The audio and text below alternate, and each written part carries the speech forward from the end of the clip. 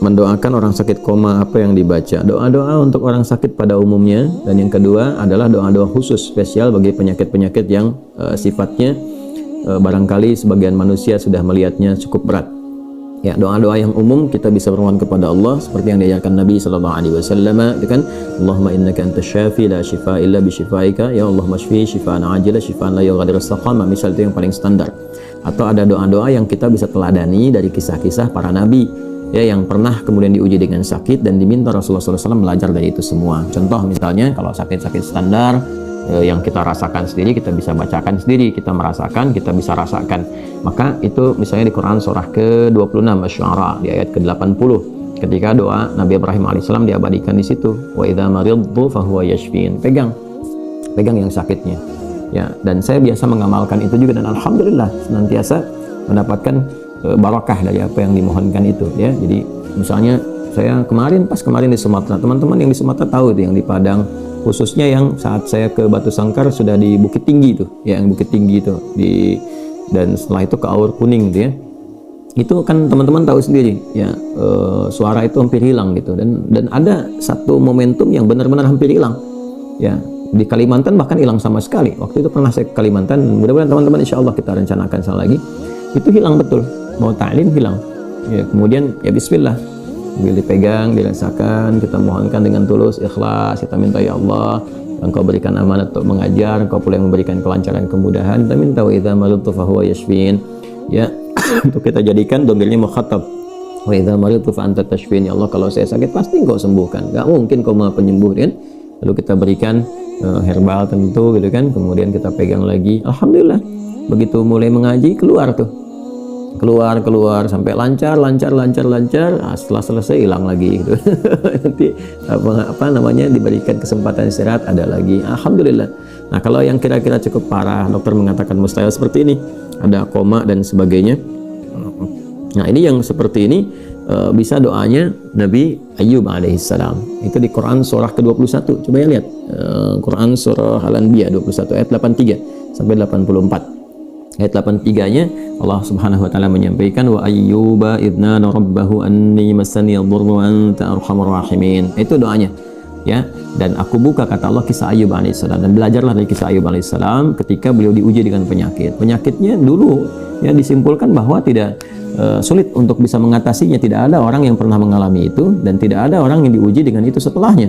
Artinya akan melebihi apa yang diuji orang-orang kekinian.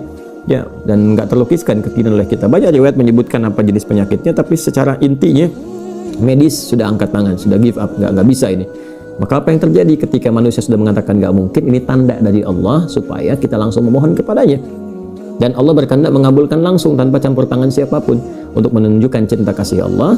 Nah, cinta kasih itu bisa lahir dari kesungguhan kita beribadah. Makanya kalau ada penyakit atau ujian apapun yang dirasakan berat, manusia nggak bisa atasin, ini tanda untuk kita meningkatkan ibadah kepada Allah. Ya, kalau udah diberikan begitu belum mendekat kepada Allah juga, bagaimana lagi diberikan cara untuk mengenal Allah, untuk bertakwa kepada Allah? Maka di antara doanya dibacakan yang tadi, anni massani yadhurru wa anta arhamur rahimin. Itu kan untuk pribadi. Kalau untuk orang lain bisa dikatakan annahu, ya kan, massanihi dhurru wa anta arhamur rahimin. Tapi kalau kita mau bacakan full ayatnya begitu nggak apa-apa, diniatkan ibadah. Bacakan dalam sujud sambil tahajud malam, bacakan di sampingnya, minta sama Allah dengan kesungguhan, lalu didorong dengan sedekah, kan, dengan kebaikan-kebaikan, niatnya untuk itu. Apa yang terjadi? Fastajabna, ya, fastajabna lahu fakashafna ma bihi min ma lahu min dhurrin, ya, wa atainahu ahlahu wa mithluhum ma'ahum rahmatan min indina wa dzikra lil 'abidin. Lihat ujung ayatnya. Jadi menerjemahkannya, kita terjemahkan, maka kami langsung jawab doanya. Ya kan? Maka disembuhkan Ayyub alaihissalam dari penyakitnya, didatangkan kembali keluarganya. Maksudnya setelah sembuh istrinya mengandung kembali, keluarganya kemudian balik dalam arti lahir lagi, bahkan lahir 2 kali lipat dari sebelumnya. Ada yang mengatakan sebelumnya anaknya 12 dan lahir kembar sampai ada 24 anak, kaya lagi setelah itu. Tapi ujungnya lihat, wa dzikra lil 'abidin. Dzikra ini pengingat, contoh bagi orang-orang yang diuji dengan rasa atau ujian yang seperti serupa, substansinya sama walaupun dengan cara yang berbeda. Misal tiba-tiba Anda bekerja dari yang omsetnya, hartanya mapan, kaya, tiba-tiba kemudian hilang dalam sekejap, ya kan? Wah, ada yang tertipu, ada yang macam-macam, hilang harta, ya, aset hilang. Nabi Ayub kan begitu, sehari hilang semua, ternaknya habis, ya, kemudian kebunnya terbakar dan sebagainya, hilang. Yang kedua ada yang diuji dengan orang-orang terdekat yang meninggal dan sebagainya, ya, seperti Nabi Ayub diuji. Ya, kemudian yang ketiga dengan penyakit. Nah, kalau dia diuji di itu dan memang sudah parah, orang mengatakan dia mustahil, maka apa yang dilakukan? Yaitu wa dzikra lil abidin. Abidin itu jamak dari kata abid. Abid itu orang yang meningkatkan ibadah kepada Allah. Maka kalau sedang diuji, kembali kepada Allah.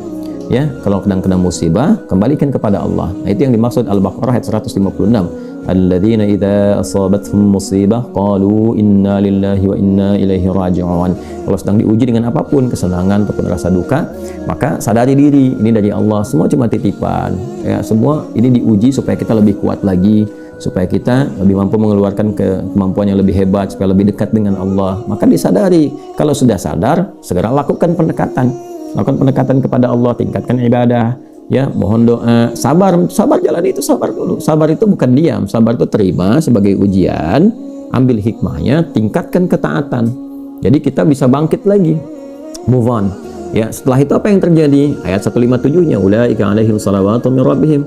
Orang-orang yang demikian menerima dengan sabar, lalu dia alihkan energinya untuk berbuat yang positif, dia tingkatkan ketaatan, dia bangun tahajud, dia berdoa, dan seterusnya. Maka kata Allah, itu dipuji orang ini, dipuji Allah. Ya, wa rahmah, dirahmati oleh Allah. Begitu dirahmati, wa ulaika humul muhtadun, dan kemudian diberikan petunjuk oleh Allah untuk mengatasi persoalan yang sedang dia hadapi. Kadang-kadang langsung oleh Allah diberikan pancaran kemuliaannya.